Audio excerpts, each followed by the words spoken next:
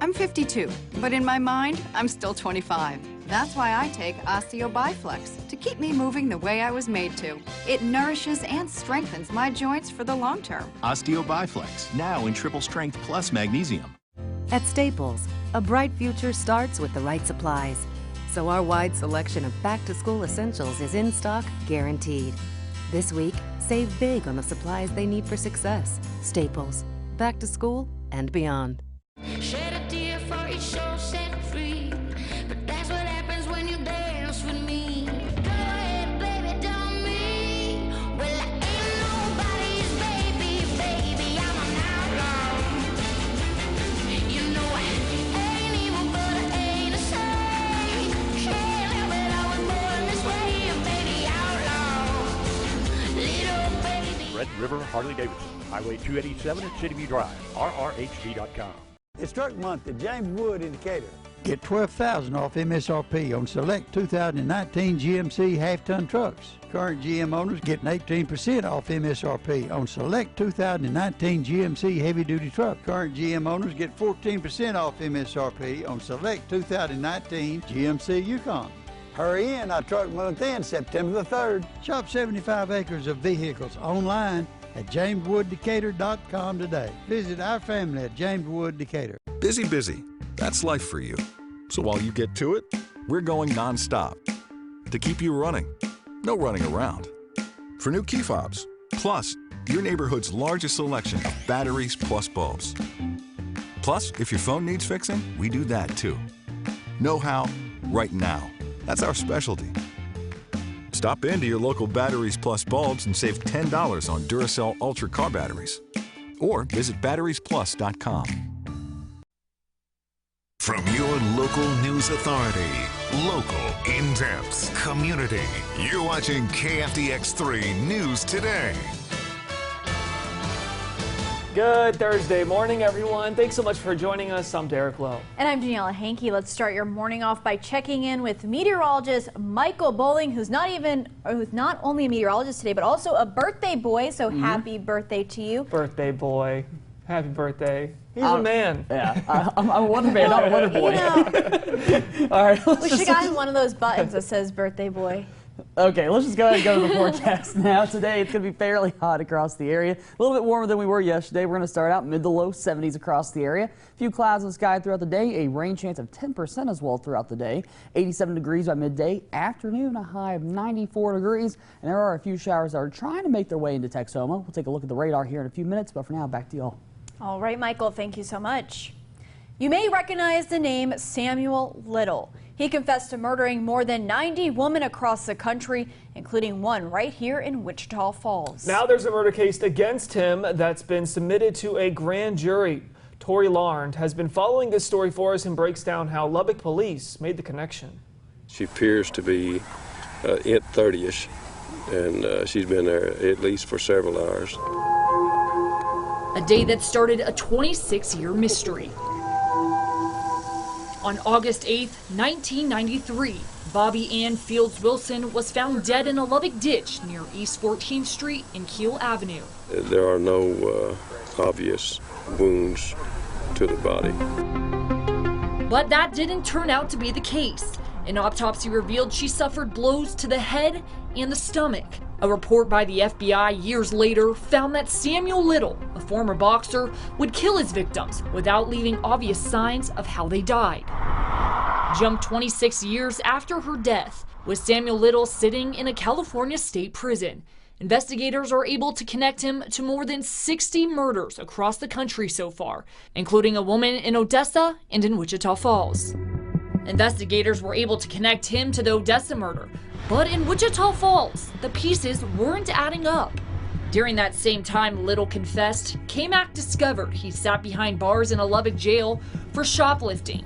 Knowing he spent time in the hub city, police decided to take a closer look, and they held true to their promise. Those sources say an investigator flew out to California to interview the killer himself.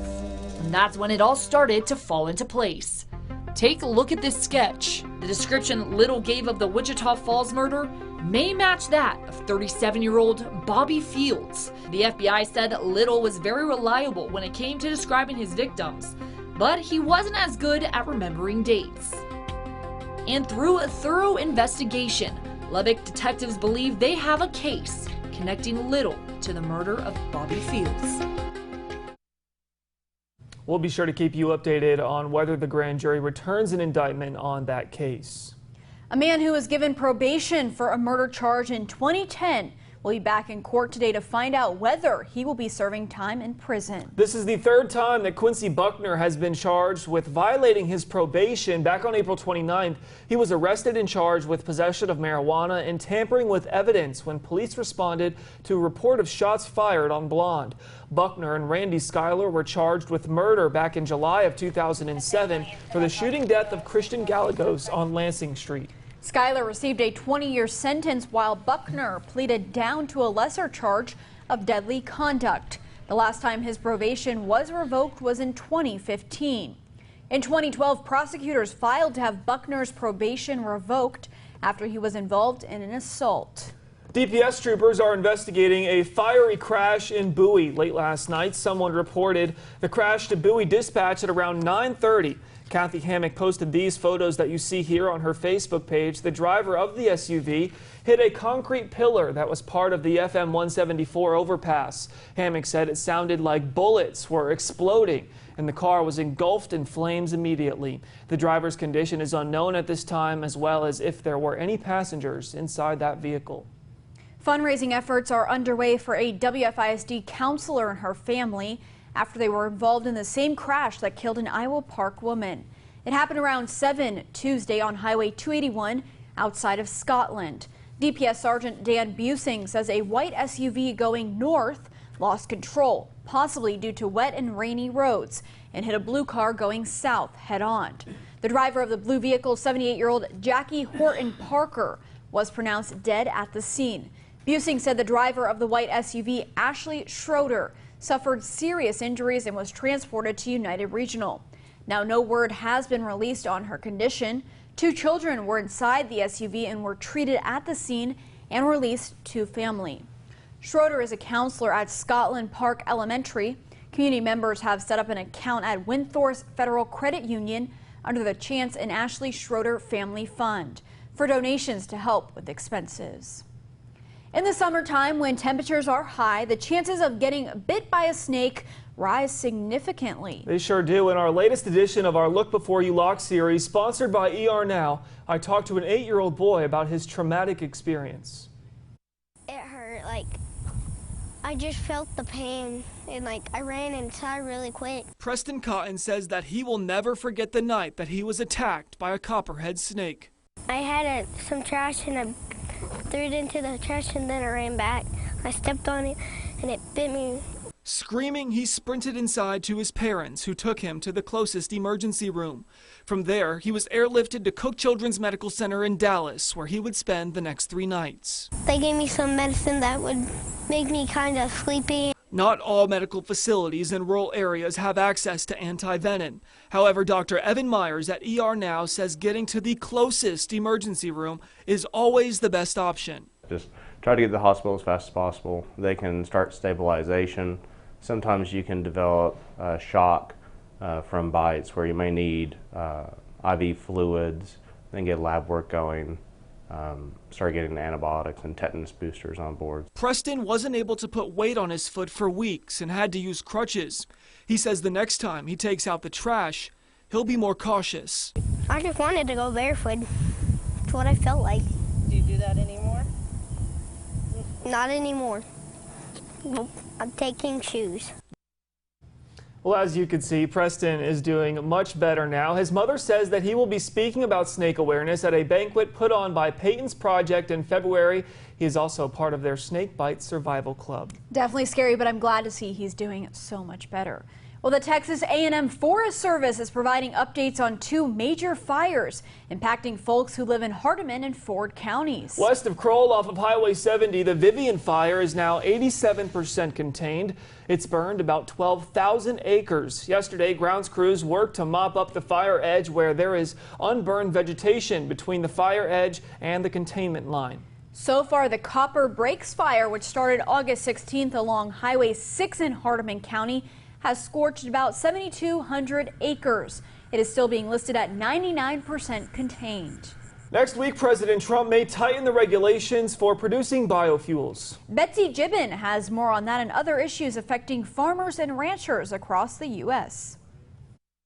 I'm Betsy Gibbon with today's Ag Day Minute. The Trump administration may be taking action to counter the controversy in farm country after the EPA approved 31 biofuel blending waivers. Farm Journal Washington correspondent Jim Wiesmeyer saying the president plans to unveil a package of biofuel-related programs next week. He reports the renewable fuel standard waivers would be left in place, but the plan would slightly increase federal mandates for production of corn-based ethanol and biodiesel. Wisconsin leads the nation right now in family farm bankruptcies. That's according to the American Farm Bureau Federation. It says that Wisconsin farmers filed 45 Chapter 12 bankruptcies in the past year. The areas with the highest number of filings are in dark red on the map. AFB reports Chapter 12 filings increased 13% across the country.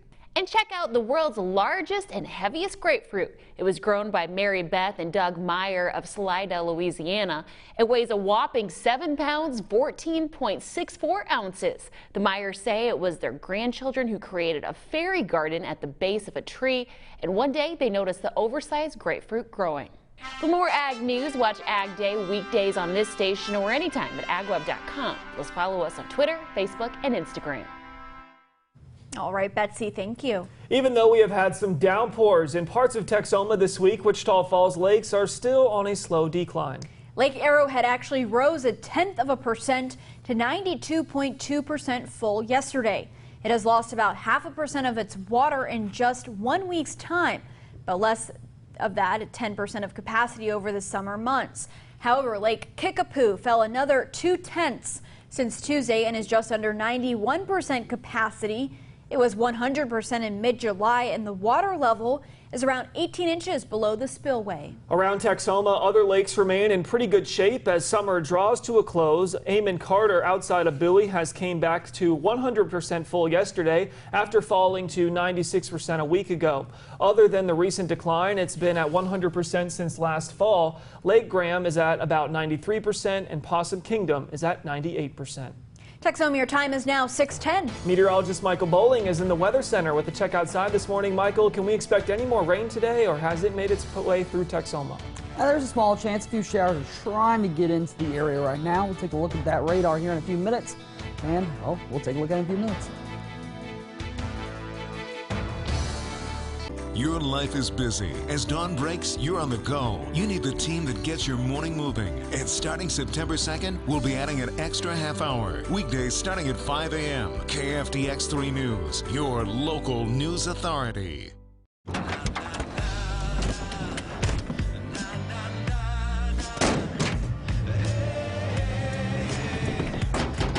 world's first 6-function multi-pro tailgate, available only on the next generation GMC Sierra. Step up to GMC with 20% below MSRP on this 2019 Sierra Crew Cab SLE with a traditional tailgate. That's over $10,000 on this next generation Sierra. See your Red River GMC dealers. Pruitt Ford invites you to hurry up and save before their hot summer deals melt away. Now through Labor Day only, you can take 20% off our most popular 2019 F-150, Expedition, Escape, and Edge models. Just let Pruitt do it in Burt Burnett and PruittFord.com. Mike Markey will work for you. You know, insurance companies are kind of like bad umpires. They're always lowballing. I'm Mike Markey. If you've been in a car accident, you're going to need a lawyer. You're never going to get anywhere arguing with an insurance company. It's kind of like arguing with an umpire. You're always out. Call me today. I'll make them pay. Mike Markey will work for you. In It's summer, and Rib Crib's been on one rockin' road trip. We've cruised down every highway and backcountry road to bring you our favorites from all over America, like the 6th Street Philly, loaded with tender brisket, or the Gangster's Mutt, piled high with Polish sausage. So fire up the family truckster and buckle up, because this new menu will take you for a ride. Rib Crib, smoking the good stuff. Summer Sizzler pricing is underway at the Wichita Falls RV Center. All remaining 2018 and 2019 models must go to make room for the 2020 models that are arriving daily. Selection is big, with acres of travel trailers and fifth wheels on sale now. Great brands like Flagstaff, Puma, and Outback all on sale. Come see these great products at Wichita Falls RV Center and start making your memories legendary. Located on Highway 287 South at the Jolly exit. Weather on KFDX is brought to you by Red Wing Shoe Store.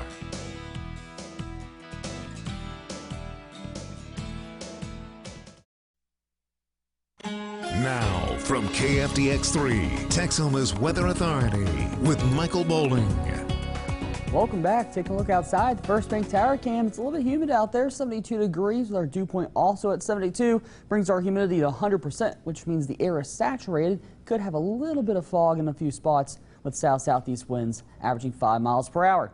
A bit warmer this afternoon than we were yesterday, but likely going to be in the mid to high 90s across most of the area. We also have a very small rain chance. As I was saying earlier, there are a few showers trying to make their way into Texoma. Haven't quite made it just yet, though. We will have a few more rain chances as we go into the weekend before we clear out for next week. So this afternoon's high temperatures, 94 in Wichita Falls, Duncan and Waurika, 97 in Lawton, 100 though in Vernon, 99 in Crowell and Quanah, it's 97 in Archer City, 94 for the high in Bowie.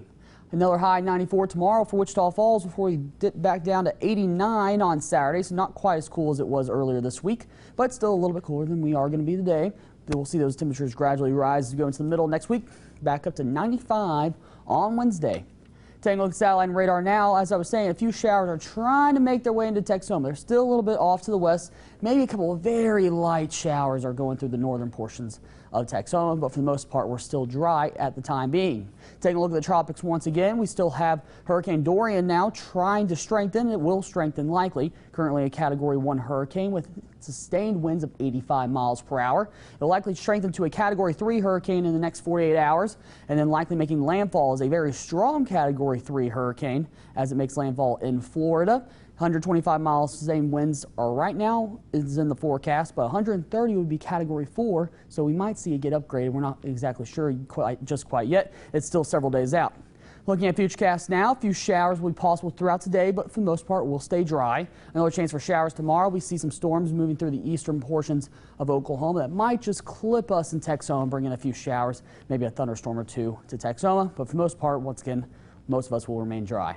So today's high, 94 degrees, a bit warmer, a very small rain chance once again. Tonight, 72 degrees. We keep that small rain chance and fairly humid outside with a few clouds as well. 7-day forecast now, small rain chances for the next few days.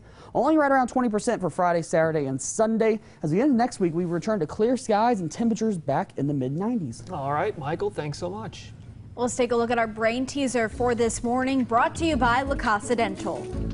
All right, the question is, in 1906, who became the first American to win the Nobel Peace Prize? Was it A, William Taft, B, John Muir, C, William McKinley, or D, Teddy Roosevelt? Well, William McKinley had been assassinated, so I don't think it's him. Okay. Well, you're ruling out one of them for us. Yep, I'm going to rule out one. What's your guess, since you seem to have more of a clue than either of us do? It's either John Muir or Teddy. I'm going to go Teddy. See, I was between Teddy and Taft. I don't know why, but I think I'm going to go with Teddy. What do you think, Steve? I think I'm going to go Taft, too, actually. Okay. All right, well, let's see what our friends on Facebook are saying this morning. They're saying Teddy Roosevelt. Oh. Ooh. So I might be glad that I went with my first instinct. There you go. With Teddy, hopefully, if I'm right. If that is the right question. Let's take a look at the question one more time. Answer, not question. Definitely the right question. The question is, in 1906, who became the first American to win the Nobel Peace Prize? A, William Taft, B, John Muir, C, William McKinley, or D, Teddy Roosevelt? And the answer this morning is D, Teddy Roosevelt.